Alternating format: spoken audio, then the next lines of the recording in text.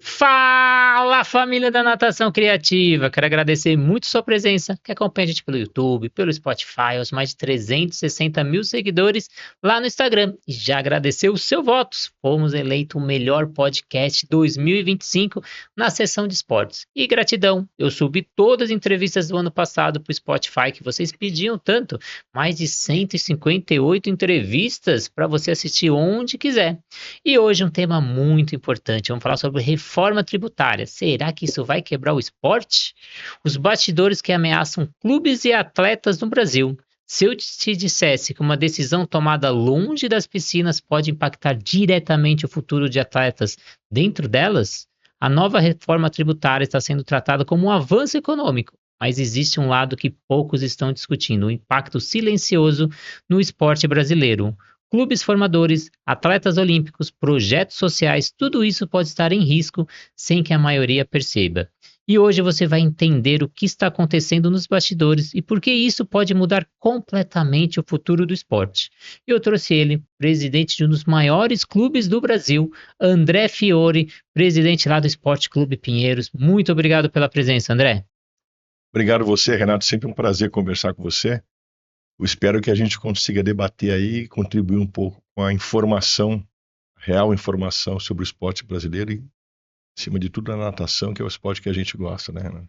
Então, o André já é a terceira passagem dele pelo podcast. Se você ainda não assistiu as entrevistas anteriores, escreve aqui nos comentários que eu te mando as outras entrevistas. E antes de entrar nesse assunto, vamos agradecer os nossos parceiros que fazem desse sonho uma realidade. Você já pensou o que acontece com os materiais quando eles são descartados na natação? Como uma raia de 25 metros, você tem 6, 8 raias. O que acontece com o meio ambiente quando você descarta esse material? A Flote pensou por você.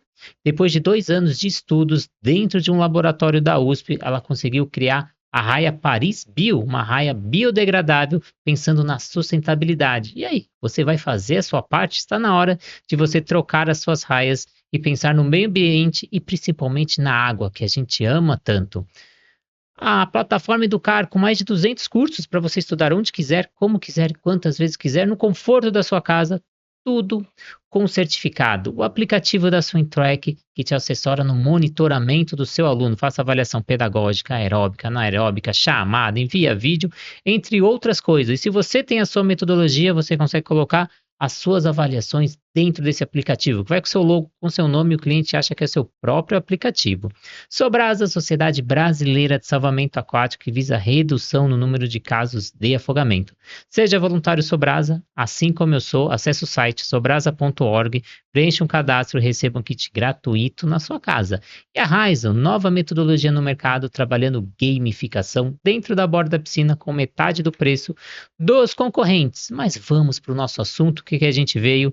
Antes de entrar na reforma em si, é importante entender o tamanho da relevância de quem está sendo impactado. André, para contextualizar para o nosso público que não sabe ou está um pouco em dúvida, qual que é o papel hoje do Esporte Clube Pinheiros no desenvolvimento do esporte brasileiro, especialmente na formação de atletas olímpicos? Então, Renato, hoje o Pinheiros... Bom, vamos abrir um pouquinho o escopo. Na realidade, o Brasil, a cultura brasileira esportiva, ela está muito atrelada aos clubes. A gente tem uma cultura clubística do esporte.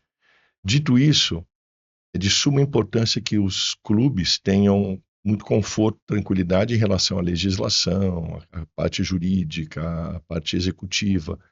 Nós tenhamos tranquilidade para poder trabalhar bem o esporte, visto que a nossa cultura ela é clubística. Uma vez que a gente está muito envolvido com isso, o papel do Pinheiros propriamente dito, que é o clube que hoje eu estou presidindo, ele é o maior clube poliesportivo da América Latina, né? Então, qualquer impacto que tenha na política, na educação, na legislação, enfim,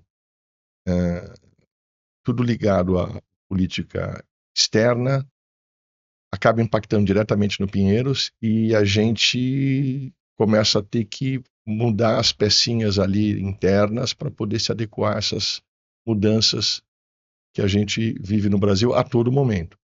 Então, assim, a importância do Pinheiros hoje no esporte nacional ela é gigantesca. A gente tem hoje aproximadamente 600 militantes, a gente tem mais de 5.000 atletas em 19 modalidades olímpicas. Natação é uma delas, uma das principais, assim como judô, ginástica artística, vôlei, basquete, handball, enfim, são inúmeras essas modalidades olímpicas. E a gente tem um trabalho importantíssimo em torno disso. A minha gestão propriamente dita, ela está muito imbuída de continuar o desenvolvimento do esporte, continuar crescendo, progredindo o esporte dentro do clube, porque a gente entende que o clube só existe, ele só é grande graças ao esporte. Enquanto nós estivermos na gestão, a gente vai tentar fazer o possível para equilibrar essas questões externas, né, da política com a gestão interna do Pinheiros. Agora a gente entrando diretamente no nosso tema, por que essas mudanças chegou e agora sim deu um alerta imediato? Então, quando surgiu essa nova lei complementar da reforma tributária, qual foi a primeira leitura institucional do clube? Foi surpresa? Já era esperado?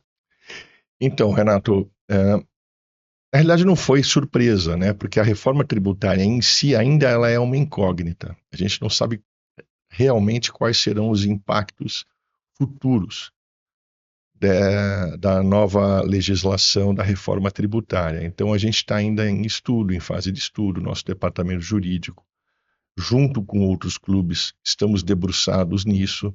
Então, na realidade, a gente não tem a real noção ainda dos impactos. Porém,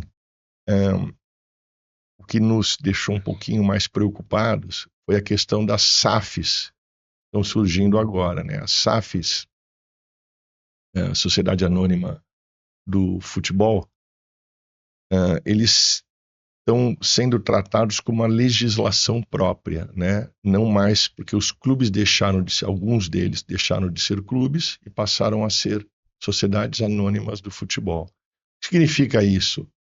Que essas SAFs serão tratadas a partir de agora como empresas, né? E o que está acontecendo? O governo federal ele está tentando igualar os clubes às SAFs, né? E não as SAFs aos clubes, e sim os clubes às SAFs.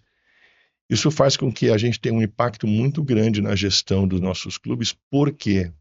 Porque a gente passa a ser tratado na questão tributária como uma empresa e não como éramos antigamente como clube. Isto é, com as isenções dos aspectos sociais que um clube tem. E essas isenções se devem ao fato de a gente ter um trabalho social dentro de cada um dos nossos clubes. Essas isenções estão sendo cortadas, ou pelo menos a intenção do governo federal é de que elas não existam mais. Isso causa um impacto gigantesco na gestão do nosso clube. Então, por isso, da importância de a gente agora se debruçar sobre essa questão do corte das isenções e realmente dos impactos reais da reforma tributária. Apesar que eu acho que a reforma tributária é necessária e será boa para o país como um todo. E que a gente tem que estudar agora caso a caso e os clubes são uma questão que a gente tem que se debruçar agora. Então, pensando nesse impacto real, no que muda na prática, você já falou dessas isenções, que vai ter um impacto direto. O que mais pode ser impactado? Mensalidade, patrocínio, eventos, operações? E quais são essas isenções também que serão impactadas? As isenções hoje que nós temos, da maioria dos tributos, se a gente perde essas isenções, obviamente que isso é uma bola de neve, né? Quer dizer, os impactos serão inúmeros, tanto na gestão esportiva, quanto na gestão social e cultural de cada um dos clubes. O que a gente passa a ter agora? Um custo maior, né? O custo esse que será impactado diretamente no associado do clube e, obviamente, que na questão dos patrocínios também. A gente vai ter que conviver muito mais com os patrocínios, ter que apelar a eles de alguma forma, tentar angariar mais patrocínios, o que é muito difícil nos dias de hoje. Porém, o que a gente entende? Isso tudo vai acabar se acomodando, se equalizando. Eu acho que vai haver um bom senso de ambas as partes, tanto da parte do governo federal, estadual, municipal, e dos próprios, a união dos clubes, da FENAClubes, do CBC, do Comitê Brasileiro de Clubes, enfim. A gente vai conseguir equalizar e acomodar todas essas situações. Agora, eu acho que o que existe hoje, que nos ajuda muito, e eu espero que isso cresça cada vez mais, é a lei de incentivo ao esporte, né? Que hoje a gente consegue ter uma alíquota de 3% do imposto devido das pessoas jurídicas indo diretamente para o esporte, né? Gerido pelas instituições esportivas, entre elas os clubes. Então isso nos ajuda demais, apesar que isso também está muito pulverizado, né? Antigamente, poucos clubes detinham a expertise de se utilizar esses incentivos fiscais que o governo promoveu. Hoje já todo mundo tem essa expertise, então está muito mais pulverizado. E as empresas estão cada vez mais sofrendo com isso, porque o lucro líquido, né, o imposto de renda devido, está cada vez mais difícil de obter nas empresas. Enfim, então é uma bola de neve ruim, né?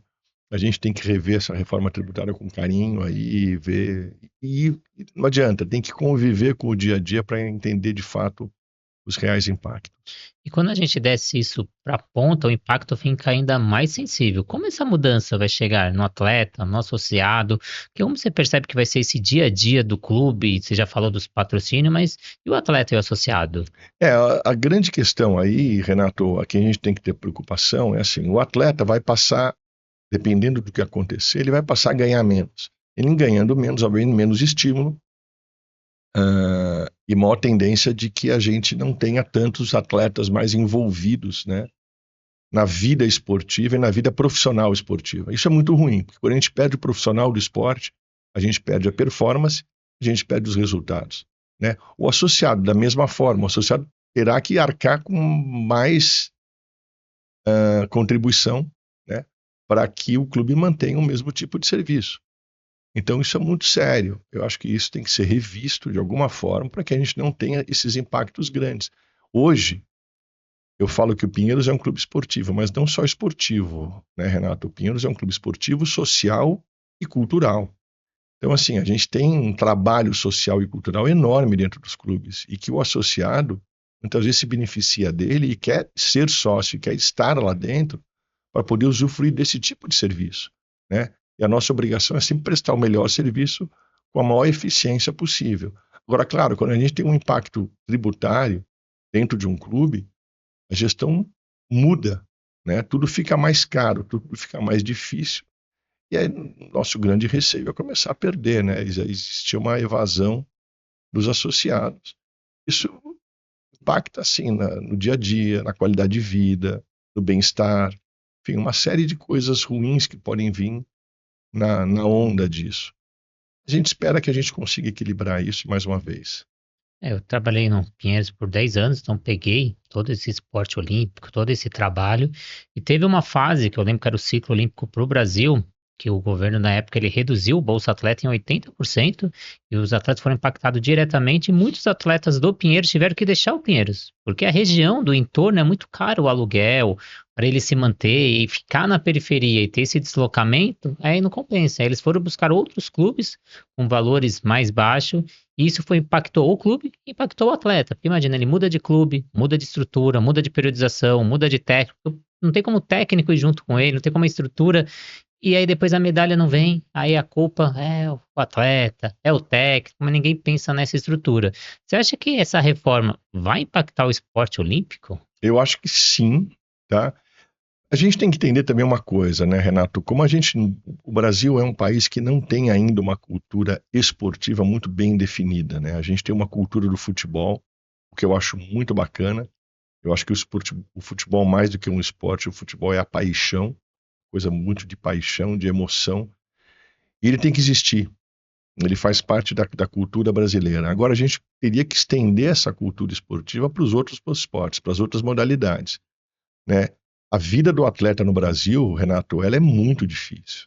A pessoa viver do esporte hoje no Brasil, à exceção de alguns atletas expoentes de ponta, que já têm resultados expressivos aqui e lá fora, mas tirando essas pessoas, o esportista, de um modo geral, tem uma vida muito difícil, né? O que você falou, às vezes a mudança de bairro para um atleta, ela já causa um impacto gigantesco no orçamento da vida dessa pessoa. Então, assim, a gente precisaria ter, de alguma forma, um movimento gigantesco envolvendo todas as áreas, né? Seja pública, privada, enfim, para que a gente realmente consiga fazer com que o atleta consiga viver da profissão de ser atleta, né? Isso para mim é a coisa mais importante, né?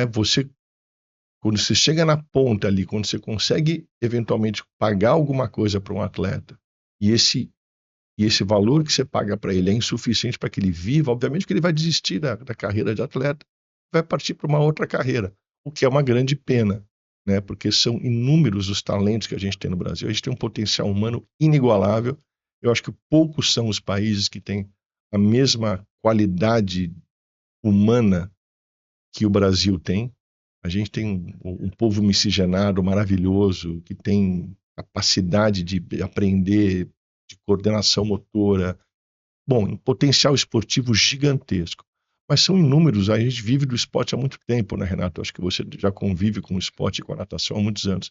Você deve ter passado por, ou vários talentos devem ter passado pelas suas mãos, e você deve perceber que essas pessoas às vezes se perdem, desistem, não continuam. Isso é uma grande pena, porque a gente poderia ser uma potência olímpica, mas por uma questão de políticas internas a gente não consegue chegar lá. Eu espero que a gente tenha mais pessoas envolvidas pensando sobre isso. Que a gente não pode mais ter essa evasão, essa desistência da vida esportiva. A vida esportiva é tão importante quanto uma vida acadêmica, quanto um profissional de qualquer outra área. O profissional do esporte, ele ajuda o dinamismo do país, ajuda o país a crescer, e o esporte como é que eu posso dizer? O esporte ele é mais do que uma atividade física. O esporte é formação humana. Quizá a gente consiga ter esporte cada vez mais nas universidades, nas escolas, nos clubes, enfim, em todo lugar, porque é formação humana de qualidade. Essa mistura que você falou, acho que não tem em nenhum lugar do mundo isso. A gente tem uma mistura de população. Você quer pessoa alta, quer pessoa baixa, pessoa forte. Então você tem tudo que é tipo de perfis de pessoa. Então, né, vou para a África, só tem o corredor, vou para não sei aonde, só tem o esporte. E no Brasil a gente conseguiria ter todos os esportes, toda a população, e falta isso, o investimento. E considerando os desafios históricos, até de um financiamento para um clube, quando vai fazer algum projeto, você acha que isso pode piorar ainda mais esse cenário? Eu acho que sim. Eu acho que sim. Eu acho que, assim, na realidade, o que a gente precisaria ter no Brasil, Renato, é uma vontade de haver investimento no esporte, né? Uma vontade do empresariado, até das pessoas físicas, né? Para você ter uma ideia, no Pinheiros, a gente tem alguns associados que conseguem contribuir através da lei de incentivo na própria pessoa física, né? Que a pessoa física, se não me engano, ela pode abater 5% do imposto devido, o IRPF, pessoa física, investindo direto no esporte. E nós temos alguns associados que fazem isso no Pinheiros. Mas assim, o esporte ele precisa ser atrativo. Não só no, eu costumo dizer assim, não tem nenhum instrumento de marketing mais potente, mais forte, mais intenso do que o esporte. Nada promove mais a marca, a pessoa, do que o esporte. Até porque qualquer evento esportivo de, de nível mundial, ele atrai um público gigantesco, né? Você vê agora, teve a final do ATP de Monte Carlo, né? No tênis. Putz, um número enorme de pessoas assistindo essa final. A gente teve até, para você ter uma ideia, no fim de semana passado, final do Masters de golfe nos Estados Unidos, em Augusta, na Geórgia, assim, uma audiência gigantesca. Acho que parece que teve mais de 1 bilhão de pessoas no mundo assistindo o último dia do jogo. Assim, o esporte, ele em tese atrai muito investimento, ele atrai muitas pessoas interessadas em apoiar. Mas a questão aqui no Brasil especificamente é que a coisa é muito mal vista, né? O esporte ele é visto com outros olhos, por uma falta de cultura. Volto a repetir, a cultura tem que ser mudada, e para que ela mude, a gente precisa ter de fato um incentivo, e um incentivo fiscal para o esporte. Não tem outro jeito. Enquanto a gente tiver só boa vontade, não vai adiantar. A gente tem que ter boa vontade com incentivos fiscais. Isso vai ajudar demais o esporte.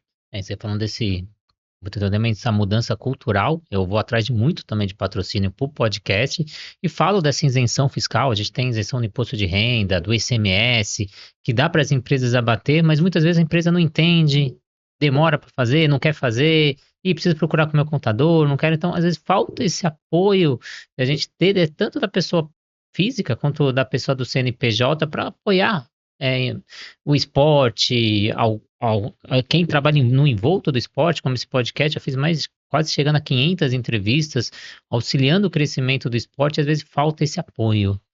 E eu queria que você falasse se não existe o risco agora de elitização ainda maior no acesso do esporte. A gente tem grandes nomes da natação que a gente sabe que veio de classes sociais mais baixas, como Etienne, Joana Maranhão. Você acha que a gente pode perder esses grandes talentos e elitizar a natação? Eu acho que sim, esse risco existe.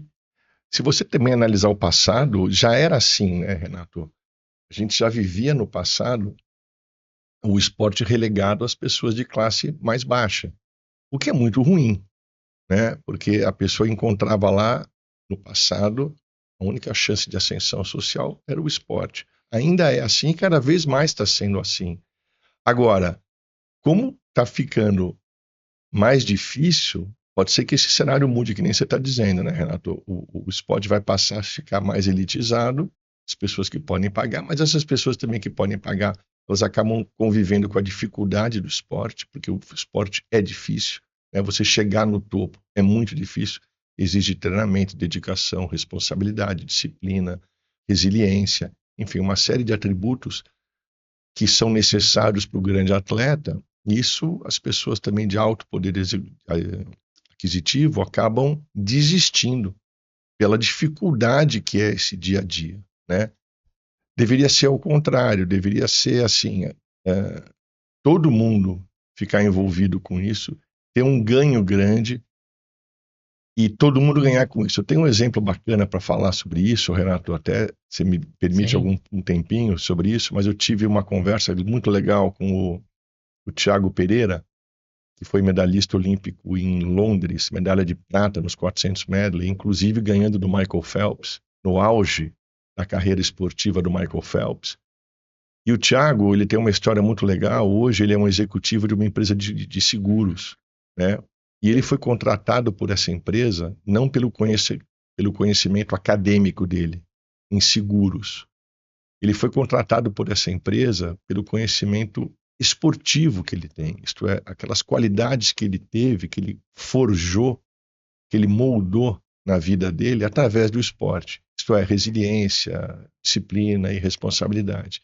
O dono da seguradora chegou para ele e falou assim: Thiago, eu quero te contratar para você ser gerente comercial da minha empresa. Ele falou: pô, mas eu não entendo de seguro, eu entendo de esporte. Ele falou: o seguro eu te ensino em 2, 3 dias. Agora, tudo que você aprendeu com o esporte, essa tua carimba, essa tua experiência esportiva, essa demorou a tua vida inteira para você conseguir. E essa, de fato, é importante para a minha empresa. Então, é esse tipo de cultura que a gente tem que ter hoje dentro do empresariado brasileiro.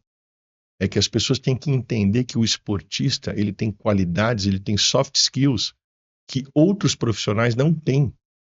Eu diria que os soft skills dos esportistas hoje no Brasil e no mundo, eles são inigualáveis. Eles são quase que inatingíveis para quem não conviveu com o esporte. Então são as pessoas hoje de mais valor, eu acho, que para o mundo empresarial, são essas pessoas que foram atletas e principalmente atletas de alto rendimento. O Thiago Pereira é um exemplo claro disso, que deve ser tomado como um modelo para que outros empresários vejam, né, o potencial de recursos humanos do esportista como um potencial muito grande para o desenvolvimento das empresas. E o Thiago Pereira é um dos poucos ex-atletas que ainda não sentaram nessa cadeira. Já enviei o convite para o Thiago, aguardo sua presença aqui, hein, Thiago? E essas habilidades que os esportistas têm são fundamentais. Eu acredito que muitos gestores, na hora da contratação, têm aquela pergunta, né? Você já praticou esporte? Por onde você passou? Porque é muito importante, né? Como você falou, várias habilidades que eles vão adquirindo. Só que diante desse cenário, o mercado não ficou parado, ele começou a reagir. E isso abriu um novo capítulo nos bastidores. Me conta como nasceu a articulação entre os clubes para questionar essa lei. Então, houve uma iniciativa, Renato, principalmente do Comitê Brasileiro de Clubes e da FENA Clubes, para que, é engraçado, a comunidade esportiva, de um modo geral, ela é muito unida. Ela é de fato unida e quase todas as requisições, todos os anseios do esporte, eles são sempre atendidos em Brasília, tá? Seja na esfera municipal, federal, estadual, eles são, via de regra, atendidos. Por quê? Porque a comunidade esportiva ela é muito unida. Isso é muito legal no esporte. nesse momento de exigir junto ao governo federal, estadual e municipal, perdão, a comunidade esportiva ela é unida e ela de fato consegue atingir os resultados dela. Tanto que os resultados da Lei de Incentivo ao Esporte, que a alíquota mudou de 1% para 3% do imposto de renda devido para a pessoa jurídica, foi uma conquista da união do esporte, né? O esporte, nessa hora, ele é muito unido, né? Mas o dia a dia, a gente precisaria ter mais essa união, né? Eu acho que mais os clubes entre si se interagirem melhor, porque eu costumo dizer, concorrente é uma coisa, né?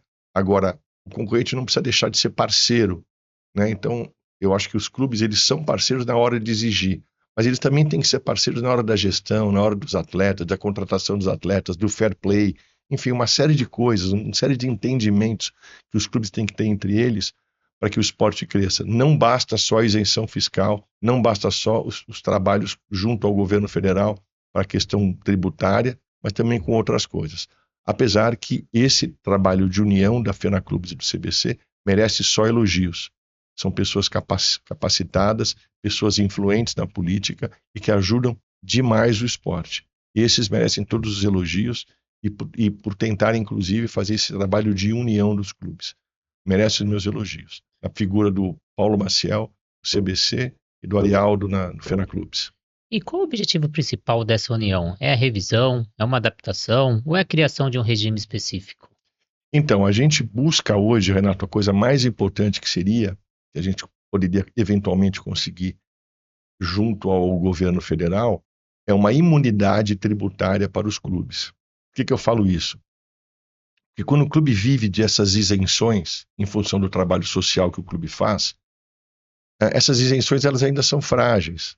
Amanhã vem uma outra legislação, um outro congresso que entende que essas isenções não são mais devidas, enfim, e a gente fica sempre refém de leis, de novas leis que podem colocar ou retirar essas isenções. A gente fica com muita fragilidade no aspecto fiscal de isenções nos clubes. Se a gente consegue uma PEC que nos dê a imunidade tributária, como tem hoje as igrejas, os sindicatos, enfim, algumas instituições que detêm a imunidade tributária, isso nos ajudaria demais, pelo papel, e algumas ONGs, inclusive, né? O papel social que o clube tem, né, principalmente de trazer, como eu falei no começo, né, de trazer a pessoa da classe mais baixa como uma chance de ascensão social, e esse trabalho que o clube faz é absolutamente lindo. Todos os clubes têm esse trabalho de trazer as pessoas das classes baixas para uma ascensão social gigantesca através do esporte. Então, esse trabalho que os clubes fazem, nos fazem merecedores de uma eventual imunidade tributária. Se a gente consegue isso através de uma PEC, seria um grande avanço na legislação brasileira, consequentemente na evolução, no crescimento dos clubes e, consequentemente, do crescimento do esporte e mudança de cultura, né? Que é o que a gente precisa. A gente passará a ter uma cultura esportiva. E não só isso, tá, Renato? Não só que a gente consiga ter um crescimento dos clubes, mas também que isso se estenda para as universidades e para as escolas, né? A gente tem que ter uma pluricultura, vamos dizer assim, do esporte. Nos clubes, nas universidades, nas academias, né, nas escolas, enfim, que a gente tenha o esporte pulverizado, proliferado por toda a sociedade brasileira. Você falou desse impacto social que os clubes promovem. Eu queria que você desse alguns exemplos. A gente tem o Gabriel Santos, no próprio Clube Pinheiros, que saiu lá da periferia da Zona Leste e chegou a ser 2 ou 3 Olimpíadas que ele já participou. Ele até deu entrevista, a gente contou a história aqui do Gabriel. Para quem quiser, escreve aqui nos comentários. Entre outros atletas que a gente conhece, Ana Marcela, Joana Maranhão, a Etienne. O que você podia falar desse impacto social que os clubes promovem? Olha, isso para mim é o trabalho mais legal que um clube tem, tá, Renato? Eu acho que, indubitavelmente, eu acho que você conseguir resgatar uma pessoa de uma condição de quase, semi-pobreza para uma ascensão social maravilhosa, isto é, a possibilidade dessa pessoa conviver com pessoas diferentes, pessoas na questão da cultura, né, conviver com novas culturas, com outros países, em competições no exterior. Isso não tem preço, tá? Dar a possibilidade para o indivíduo que tem pouca chance e passar a ter chances reais de ascensão social, ascensão financeira, ascensão cultural, isso não tem preço. Isso é uma coisa assim maravilhosa. Esse trabalho que os clubes fazem é único, né? Só os clubes fazem através do esporte. Existem outras formas de conseguir ter uma ascensão social, mas o esporte é uma delas e uma das mais importantes que os clubes promovem. Então isso para mim é o maior trabalho que o clube tem. Obviamente que isso é enxergado, é visto por todas as instituições como um trabalho maravilhoso. Não vou tirar o mérito de nenhuma outra instituição, mas isso é visto por todos como um trabalho maravilhoso. Daí também que nós temos essas isenções fiscais que fazem com que o clube consiga trabalhar com mais tranquilidade. Mas eu acho que, acima de tudo, Renato, esse, para mim, é o maior trabalho de um clube. Sem dúvida nenhuma, é o maior trabalho de um clube. A possibilidade de tirar um indivíduo de uma condição de baixa possibilidade, uma condição financeira baixa, de uma classe social baixa, e trazê-lo para uma classe social mais alta, mais elevada, com convívio social de pessoas diferentes, com novas culturas, com novos ideais, abrir, né, abre a cabeça das pessoas que têm poucas chances. O Brasil, infelizmente, é um país que tem muitas pessoas com poucas chances de ascensão. E os clubes, eles têm um trabalho fundamental para isso e, de fato, eles fazem um trabalho muito bonito. Todos os clubes, sem exceção, são clubes que são guerreiros e que olha, quando a gente vê um atleta que chega lá em cima vindo de uma condição social baixa, isso é uma alegria muito grande para o clube e para as pessoas que estavam envolvidas nesse trabalho todo. Isso é maravilhoso. Isso eu espero que se perpetue para sempre nos clubes. Acho que outra coisa também que vale a pena destacar, não só o crescimento essa pessoa por resultados, ele ter conquistado, ele vai ter um novo meio social, mas os valores e as competências que o esporte vai ensinar para essa pessoa e vai dar mais opções para ela. Então, eu mesmo trabalhei ali no Pinheiros, do formativo, competitivo, e às vezes os pais vinham conversar comigo, Renato, ele não tem um perfil competitivo, ele não gosta de competir, a gente não gosta de ir para competições, final de semana a gente viaja bastante. Falo, deixa ele pelo menos um ano na equipe competitiva, que isso já vai mudar o futuro dele. Então, as competências e valores que ele vai aprender na convivência com o próximo, convivência em grupo, trabalho em equipe, resiliência, saber perder, saber ganhar, isso vai mudar a vida. Então, as pessoas têm um impacto não só social de crescimento pelos resultados, mas também para si. Então, acho isso muito importante destacar.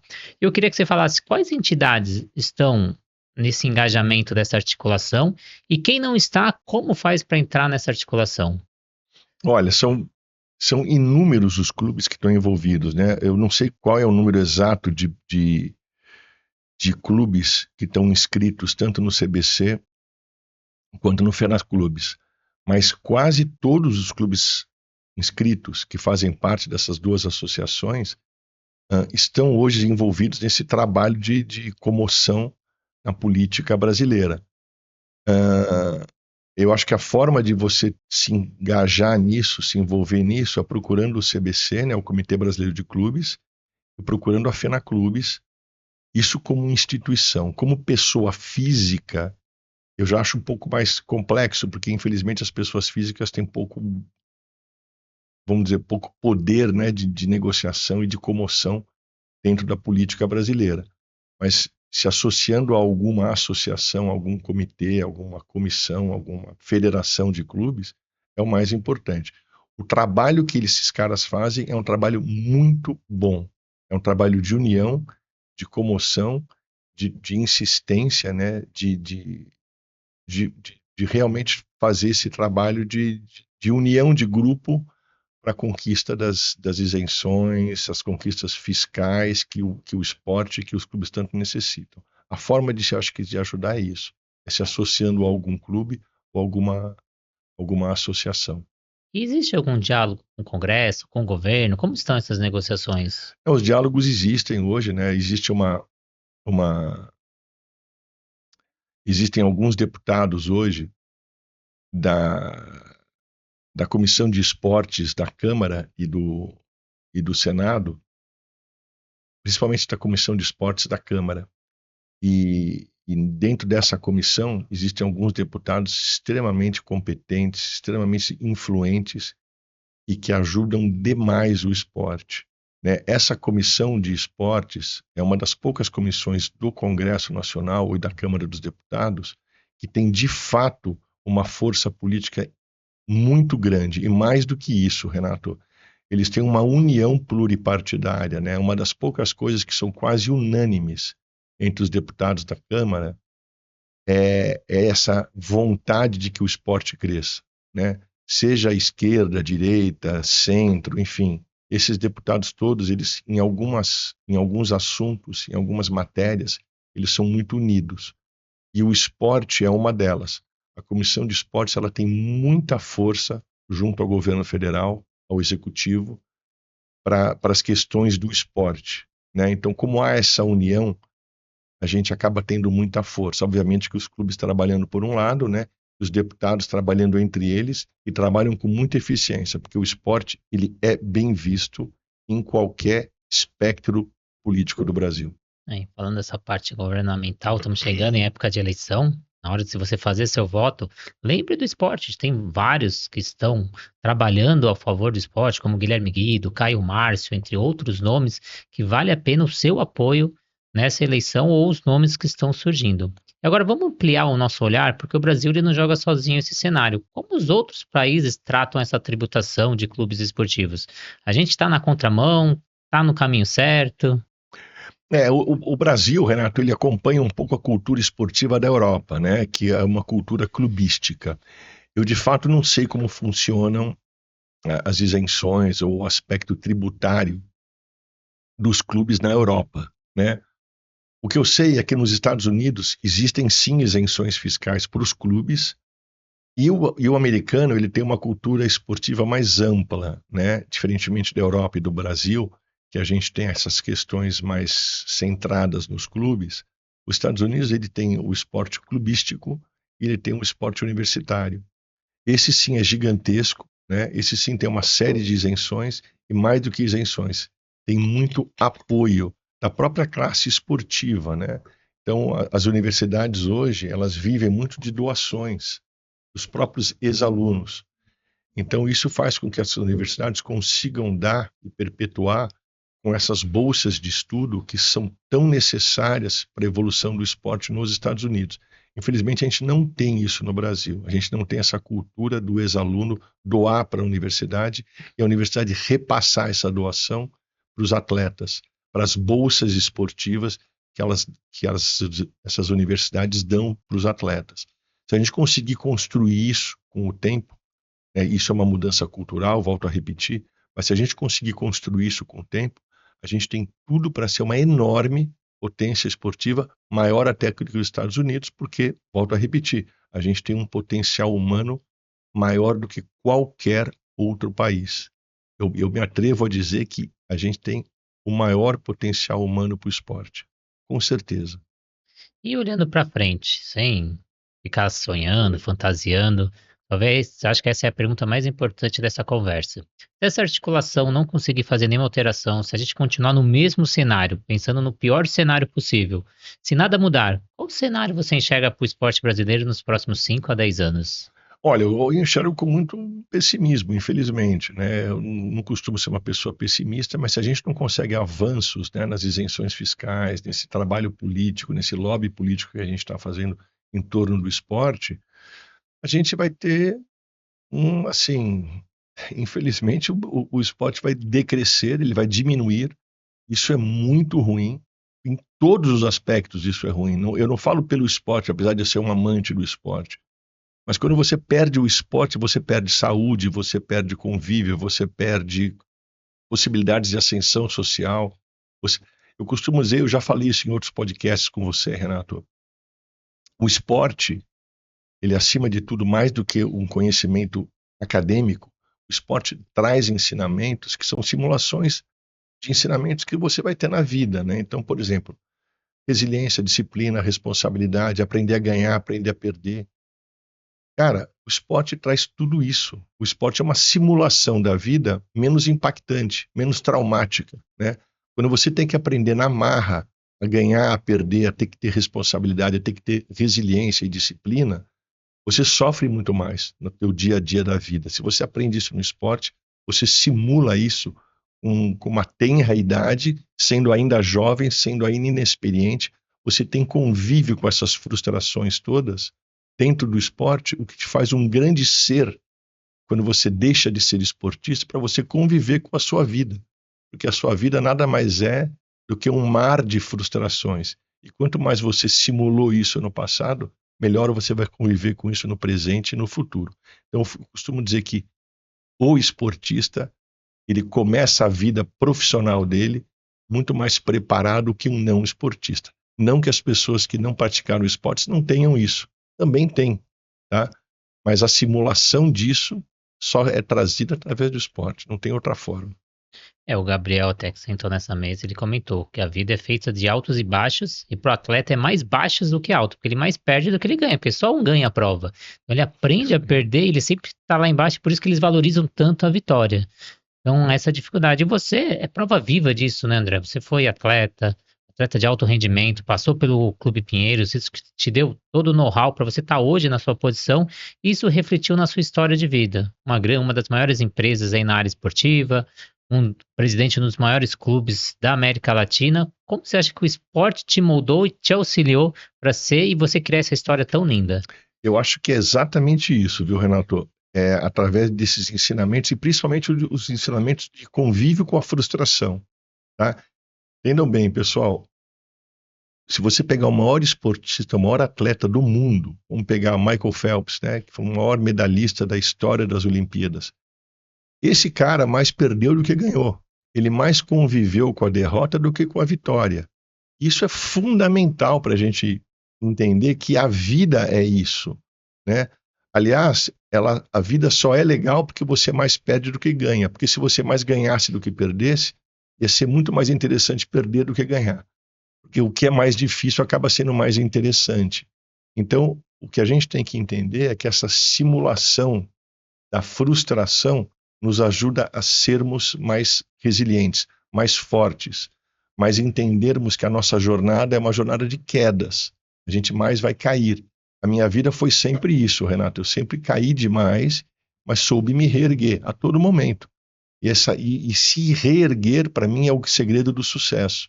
É você enfrentar aquela derrota de cabeça erguida, saber entender o motivo da derrota, poder ser melhor nas próximas batalhas, porque batalhas elas vão fazer parte da sua vida até o fim dela. Entendam isso. As batalhas são infinitas. Você vai morrer batalhando. Então conviva bem com as derrotas. Aprenda bem com as derrotas. Isso eu acho que é a coisa mais, o maior ensinamento do esporte. É conviver bem com a derrota. Saber entender. Ninguém quer ficar feliz com a derrota. Ninguém gosta de perder, né? Mas não confundam competitividade com condição essencial para você ser um vencedor no esporte. Nem todos os caras muito competitivos são bons esportistas. Mais do que uma boa competitividade, é uma boa convivência com a derrota. Porque todo mundo vai perder mais do que vai ganhar. Vocês podem ter certeza. E um ponto também que vale a gente refletir agora, é um que a gente não falou até agora, que também tem um grande impacto social, que é a natação paralímpica, ou esporte paralímpico. Então, os CIS-clubes também têm esse lado de fazer inclusão, esse lado social. São 17 milhões de deficientes no Brasil, isso que não está contando o autista, que o IBGE não inclui o autista, que deve ser mais por volta de 2 milhões. Então, a gente fala, são quase 20 milhões de brasileiros com deficiências que também têm que ser incluídas nessa sociedade, no esporte, que vai auxiliar tendo autonomia, auxiliar no dia a dia dessa pessoa. Você acha que isso também vai impactar no esporte paralímpico? Não tem a menor dúvida disso, Renato. Inclusive no Pinheiros, a gente está fazendo agora. A gente tem um departamento do Pinheiros chamado PIP. É o Programa de Inclusão do Pinheiros. O PIP, a gente fez o ano passado, em 2025, a primeira, vamos chamar assim, de Olimpíada PIP, abrangendo 8 clubes. Era o Pinheiros, o Paulistano, o Paineiras, Monte Líbano, e bom, enfim, eu não tenho todos de cabeça agora, mas a gente fez esse primeiro trabalho esportivo de inclusão no esporte. A gente fez com crianças com deficiência, tanto na área da natação quanto no atletismo. Fizemos um trabalho maravilhoso com crianças com síndrome de Down, crianças com algum aspecto de autismo, deficiências de mobilidade, enfim. Foi um trabalho lindo, teve um apoio assim integral de todos os outros clubes, a sociedade pinheirense aprovou unanimemente. E hoje, no ano agora de 2026, a gente vai fazer a segunda Olimpíada, e essa sim será em outro clube, se não me engano vai ser no Paulistano, né? E a gente vai estar levando uma equipe de crianças, né, dessa questão da inclusão, do nosso programa, do nosso PIP. Enfim, eu acho que o esporte crescendo, ele traz no vácuo, traz junto com ele um incentivo, né, e um maior crescimento, né, tanto do esporte paralímpico quanto do esporte de inclusão. São coisas diferentes, mas não menos importantes uma da outra, né? Porque isso daí é um trabalho que tem que vir junto. O Brasil já faz um excelente trabalho nas questões paralímpicas, mas no aspecto das atividades físicas de inclusão ainda está engatinhando um pouco. E a gente precisa trabalhar também bastante isso, mas os dois crescerão junto com o esporte, você pode ter certeza, tanto nos clubes quanto nas escolas, etc.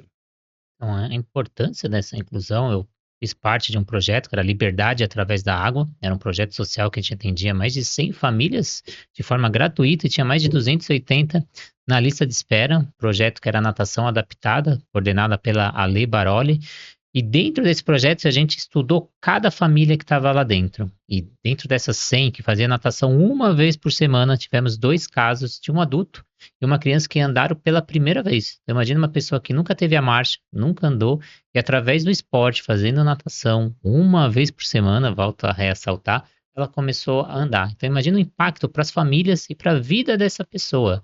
Você está mudando o futuro dessa pessoa, porque se você é pai, se você é mãe, imagina qual que é o seu maior medo. É quando eu me for embora e meu filho precisa de um apoio, ele precisa ter alguém pela deficiência. Mas quanto mais autonomia a gente der para essa população, melhor. Às vezes não é nem a busca por resultado, por medalhas, é o dia a dia, o que você vai melhorar a vida dessas famílias. Então, eu te convido para entrar no Instagram, Liberdade através da Água, e você vê o depoimento de famílias, dos alunos. A gente perdeu esse projeto social, porque na mudança de governo quem apoiava a gente era a Caixa Econômica Federal, e a gente perdeu, e foram mais de 100 famílias que ficaram desassistidas. Eles tinham aprovado já o segundo ano do projeto, que a gente ia passar para 200 famílias. Então foram 200 famílias que ficaram aí desassistidas, porque, eu não sei se você sabe, mas essas famílias, além da natação, ela tem o TO, o psicólogo, ela tem diversos outros profissionais que ela tem que passar, e às vezes não tem condição financeira para bancar todos esses profissionais. Então, a importância de projetos sociais como esse, levando a natação de forma gratuita. Então, a Natação Criativa apoia esses projetos. Se você também quer ser um apoiador do projeto Liberdade através da Água e fazer esse projeto nascer de novo, eu te convido para entrar nesse projeto. E André, para a gente finalizar, se alguém quiser saber mais sobre esse conteúdo, quiser saber mais informações, onde ele procura, onde ele acha? Bom, eu acho que existem alguns sites do próprio governo federal que já está abordando esses assuntos em relação ao esporte. Agora, eu acho que talvez o melhor lugar hoje onde você pode obter informações sobre esse trabalho que os clubes estão fazendo em união em prol do esporte, procura a Comissão de Esportes da Câmara de Deputados de Brasília. Eu acho que esse é o melhor lugar para obter essas informações, que eles estão bem envolvidos nisso, estão bem amadurecidos em relação a esse trabalho, e eles vão poder dar informações, inclusive, do envolvimento dos clubes nesse trabalho, nessa requisição que a gente está fazendo junto ao governo federal. Então, acho que o melhor caminho para obter informações mais claras e mais atuais em relação a isso é a Comissão de Esportes da Câmara dos Deputados de Brasília. É algo que eu acho que ficou muito claro depois dessa entrevista, que o esporte não se constrói dentro da piscina ou dentro das quadras. Ele depende de decisões políticas e estruturas que muitas vezes passam despercebidas. O resultado final é aquela medalha olímpica ou mesmo a construção de um cidadão. Então, talvez o maior risco que não está sendo muito visível, mas está acontecendo em silêncio, que às vezes pode ser tratado tarde demais. Porque no final, a gente não está falando só de imposto, a gente está falando de futuros atletas, de sonhos, ou mesmo de futuras famílias impactadas pelo esporte brasileiro. Então, se você ficou até o final, essa entrevista fez sentido, compartilha com alguém. A gente precisa passar essa mensagem para o maior número de pessoas possíveis.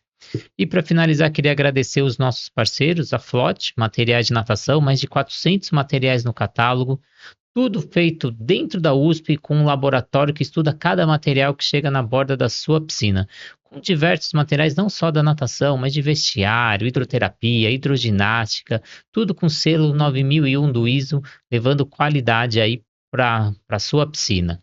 Plataforma Educar, com mais de diversos cursos, mas só para você não só estudar online, mas também levar aí na sua região. São mais de 100 professores envolvidos. Está precisando de uma capacitação, formar os seus professores, a gente leva os profissionais aí, faz a capacitação da sua equipe de trabalho. O aplicativo da Swintrack, que vai com o seu logo, com o seu nome, faz avaliações e o cliente final acha que é o seu aplicativo agregando valor, criando metas, entregando gráfico. Às vezes os pais, os alunos são leigos. A gente precisa entregar esses conteúdos para motivar, engajar e atrair novos alunos para as suas aulas de natação. A Raizo, metodologia que está surgindo. Você que está procurando uma metodologia, não tem na sua academia e está querendo fugir daqueles preços abusivos, é só procurar a Raizo que você encontrou a sua metodologia. E a Sobrasa, Sociedade Brasileira de Salvamento Aquático. Seja voluntário Sobrasa.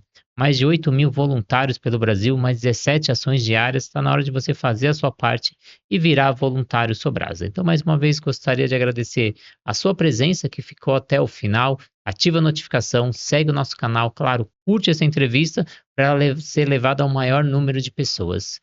Agradecer pelo voto e agradecer pelos apoiadores, além dessas marcas que eu falei, para você que apoia a gente pelo Instagram, pelo YouTube, que faz assinatura e recebe conteúdos exclusivos, você também está apoiando esse projeto. André, mais uma vez, muito obrigado pela presença. Obrigado, Renato. Mais uma vez também eu queria te parabenizar pelo trabalho bacana que você faz. Teu podcast aí vencedor, muito legal, trazendo informação de qualidade, informação tanto no aspecto do esporte, mas também da vida como um ensinamento como um todo, no aspecto social, no aspecto de inclusão, enfim. Parabéns pelo teu trabalho. Continue dessa mesma forma, sempre atuante, vivo, intenso, e conte comigo sempre que se precisar. Então, muito obrigado e até a próxima entrevista.